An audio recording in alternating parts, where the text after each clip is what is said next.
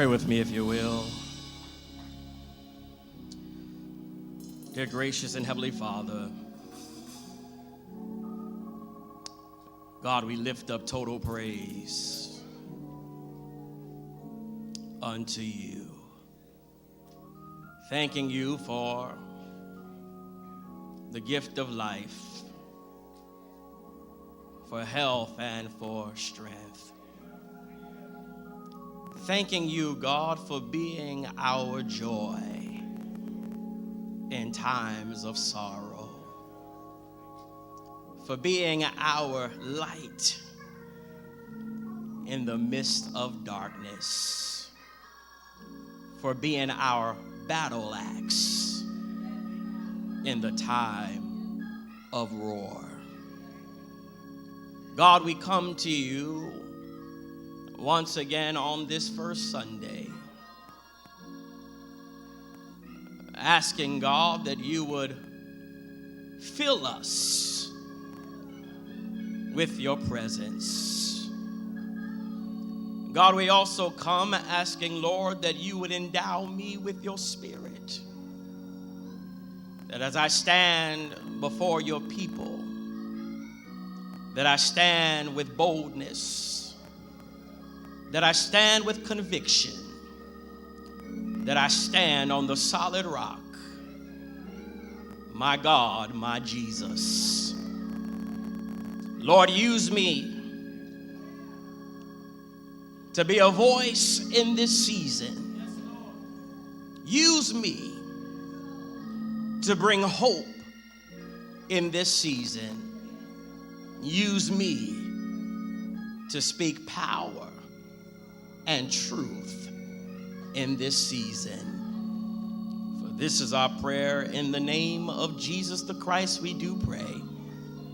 And the people of God that agree say amen. You may be seated in the presence of the Lord. Today, my brothers and my sisters, I have been challenged to take a detour from our sermon series, When Hurt Hit Home, to prophetically speak to the issues of today, to speak for those who cannot speak, to speak in such a way that the truth of God continues to prevail. This is not your typical Sunday morning sermon, but it is one that needs to be spoken in times like these. If I was to utilize a passage for this Sunday morning, I would look at Daniel, the 3rd chapter, and the 16th verse, where Shadrach, Meshach, and Abednego answered and said to the king, O Nebuchadnezzar, we are not careful to answer thee in this manner. If it be so, our God whom we serve is able to deliver us from the burning fiery furnace, and he will deliver us out of thine hand, O king. But if not, be it known unto you, O king, that we will not serve thy gods, nor worship the golden image which thou hast set up. If I was to attach a title to this sermon, it would simply be, just put me in the furnace.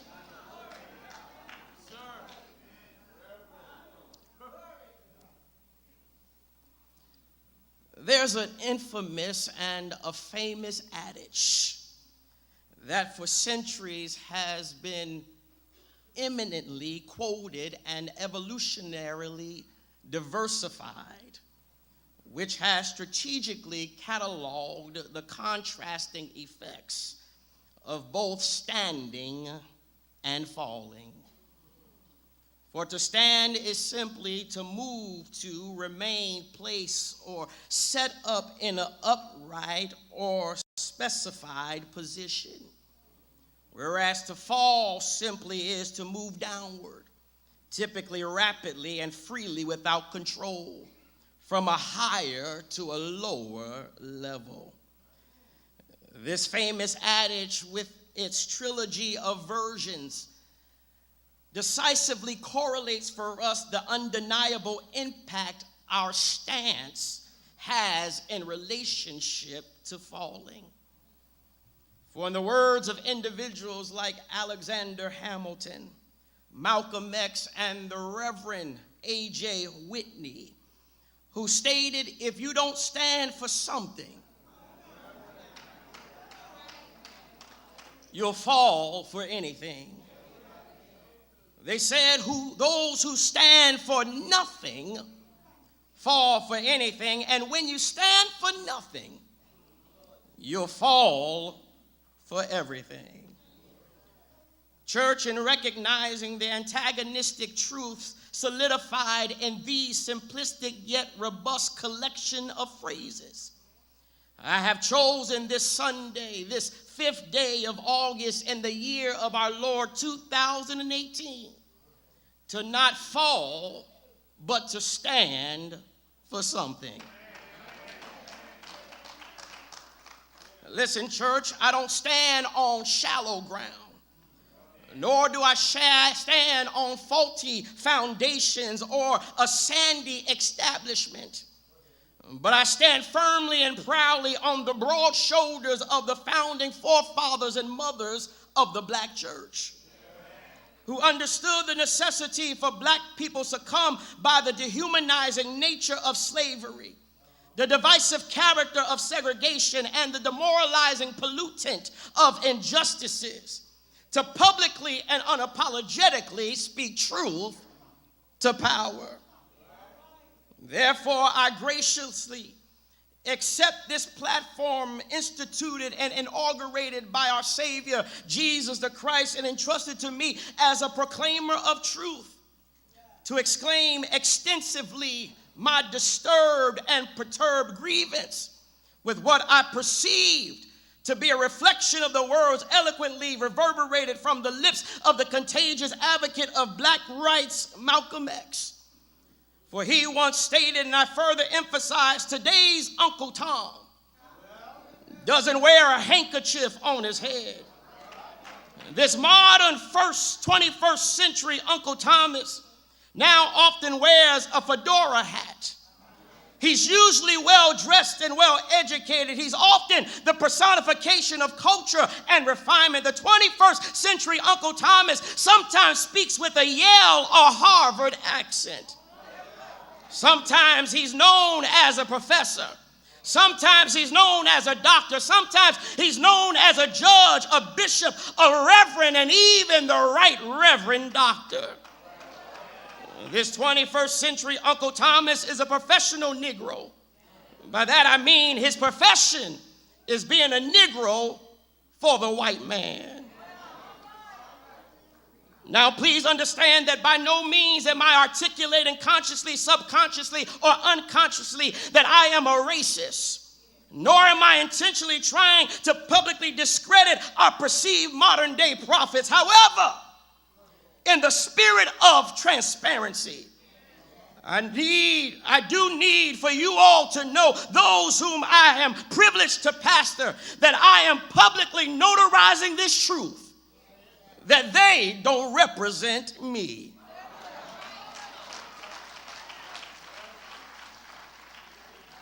For just as the 51 spiritual leaders that addressed an open letter to Trump's preachers I was too disappointed to hear regurgitated from the bases of their vocal cords and through the lips of their anointed mouths the expressions of admiration for a king that, from my point of view, was pointing them in this or in his Make America Great Again game of chess.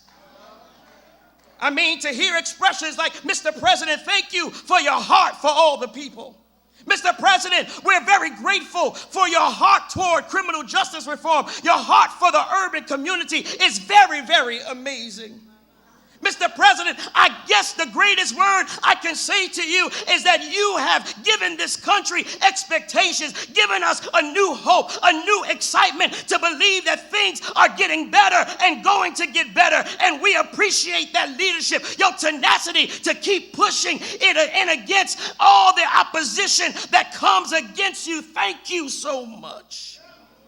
Mr. President, you are the most pro-black president that we've had in our lifetime. And Mr. President, I am elated to know, first of all, that you're a man of your word. Secondly, you have an ear to hear from God. With your having an ear to hear from God, this country is in great hands. It is shameful to know that these 21st century prophetic mouthpieces who were provided a table before them in the presence of their enemies negated to the obligation to speak up for the people who have no voice.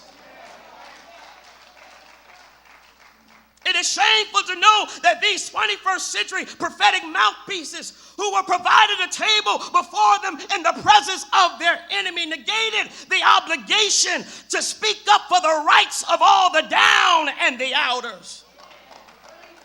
It is shameful to know that these 21st century prophetic mouthpieces who were provided a table before them in the presence of their enemy negated the obligation to speak out for justice, to stand up for the poor, and to stand up for the destitute, but rather be artificially inseminated with cheers instead of jeers to stroke the narcissistic ego of the one who has been unapologetically instrumental in conjuring the horrific memories of America's past. Yes, that's right. The so-called mantra, Make America Great Again, is reminiscent of the Mother May I Take 3 centuries back, steps back. Yes, you may. For as I fathom the dread, heartache, pain, and despair materialize in the hearts and minds of immigrant parents and their children because of government's insensitive approach to immigration reform, I'm haunted by the horrific memories of the slave auctions in America's yesteryears, where hereby too parents were forcefully separated from their children as they or their children were sold to other slave masters. Yes, that's right. The so-called mantra, Make America Great Again, is reminiscent of the Mother May I Take 2 century steps back. Yes, you may.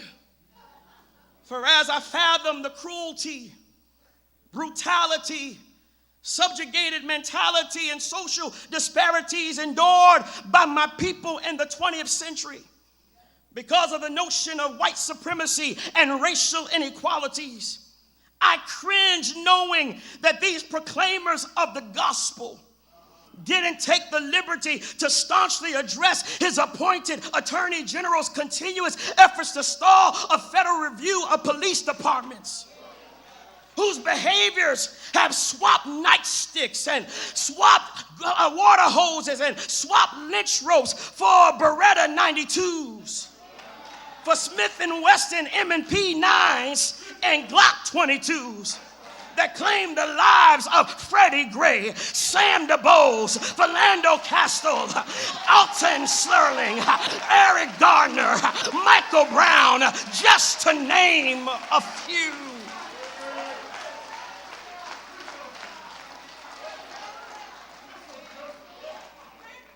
Yes, without a shadow of a doubt, I too recognize the profound truth that it is extremely important to be at the table with the powers that be. Because when you're not at the table, you're on the menu. However, I have come to grips with the fact that it is even more important to understand that when you are at the table, that you carefully look at the menu to ensure that you're not the one being served.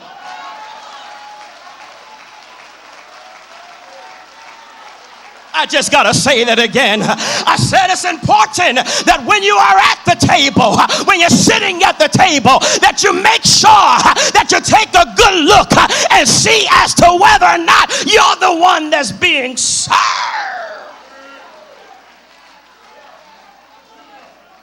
In other words, don't be like a fish who doesn't know that it's even wet.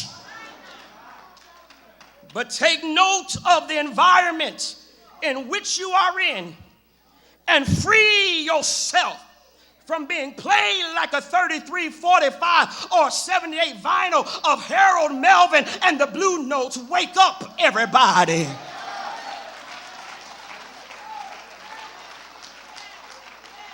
For as I stand before you today, St. John, I stand reminded of the words recorded for us in Proverbs 23, verses 1 through 8. It says, when you sit down to eat with a ruler, consider carefully what is before you, and put a knife to your throat if you are a man given to appetite. Do not desire his delicacies, for they are deceptive food. Do not overwork to be rich, because of your own understanding cease.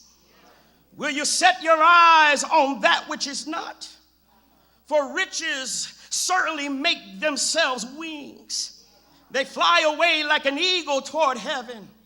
Do not eat the bread of a miser, nor desire his delicacies. For as he thinks in his heart, so is he. Eat and drink, he says to you, but his heart is not with you. The morsel you have eaten, you will vomit up and waste your pleasant words.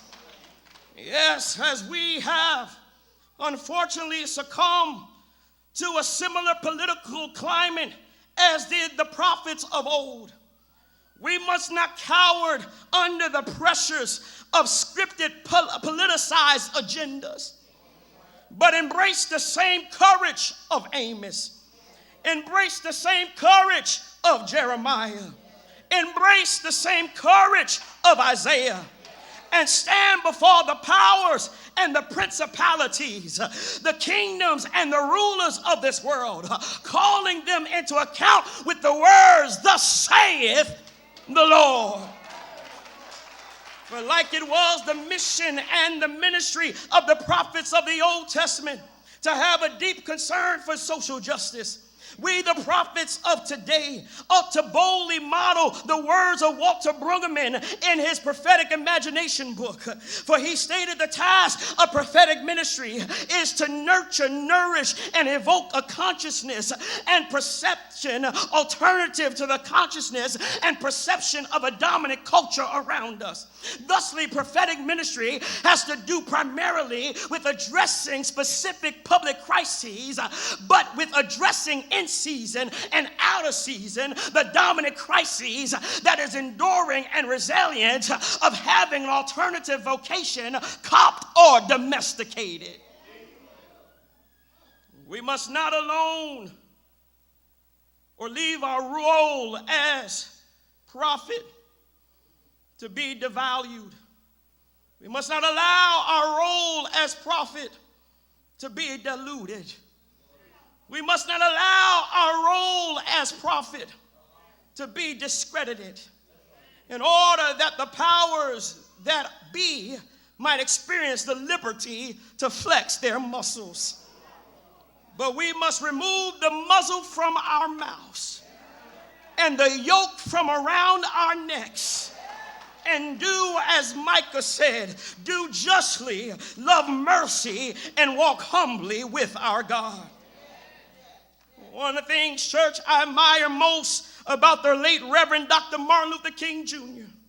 is that when he was invited to sit before kings, when he was invited to sit amongst rulers and leaders, he didn't compromise his prophetic voice for a photo op or a resume booster.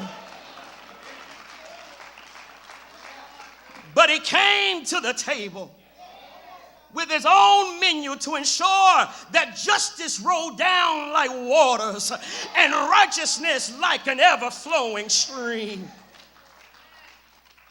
But as I get ready to take my seat, I'm reminded of the story of the infamous 3 Hebrew boys, Shadrach, Meshach, and Abednego, whose real names were Hananiah, Mishael, and Azariah. These Hebrew boys who were friends with Daniel, who likely were descendants of royalty or nobility of Judah, refused to fall for anything. For they established a firm stance that allowed them, along with Daniel, to be a prophetic example for us today. For they epitomize what it means to be a prophetic representation, even in the face of a king. As carefully chosen aides to the king, which in a sense allowed them to be seated at the table with him, they refused to partake of what the king was serving. But chapter 1 of Daniel profoundly accentuates their refusal to defile themselves with the portion of the king's meat and wine which he drank. And in chapter 3, after King Nebuchadnezzar made an image of gold and set it up in the plain of Dura in the province of Babylon and sent to gather together princes, governors, captains, judges, treasurers, counselors, sheriffs, and all the rulers of the province to come to the dedication of the image, a herald decree rang forth that all people, at the time in which they hear the sound of the cornet, when they hear the sound of the flute, when they hear the sound of the harp, the sackbut, the psaltery, the dulcimer, and all kinds of music, that they were to fall down and worship the golden image set up. And if anyone refused, their grave punishment was being cast into the midst of a burning fiery furnace.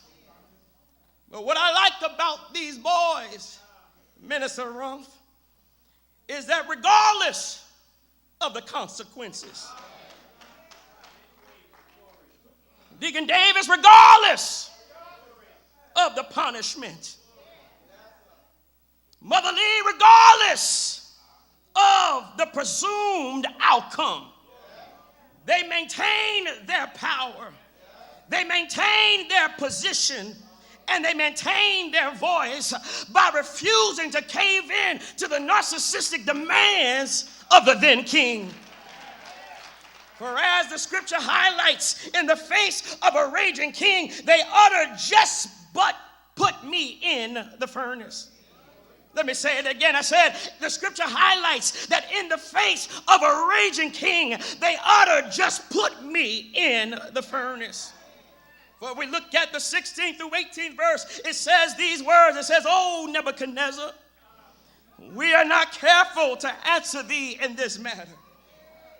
If it be so, our God whom we serve, he's well able to deliver us from the burning fiery furnace, and he would deliver us out of thy hand, O King. But if not, good God Almighty, I want you to know something on today. Even if he don't deliver me, even if he don't bring me out, I need you to understand something on today, that I shall not serve you. I wonder if there's anybody here on this Sunday morning that have made up in their mind that you don't mind being put in the furnace, because you know that your God, he's well able to deliver you. But if he so choose, you have made up in your mind that I will not bow down to Baal. I will not bow down to Confucius. I will not bow down to Mohammed. I will not bow down to 46 minus 1. But on Christ, the solid rock, all of the ground is.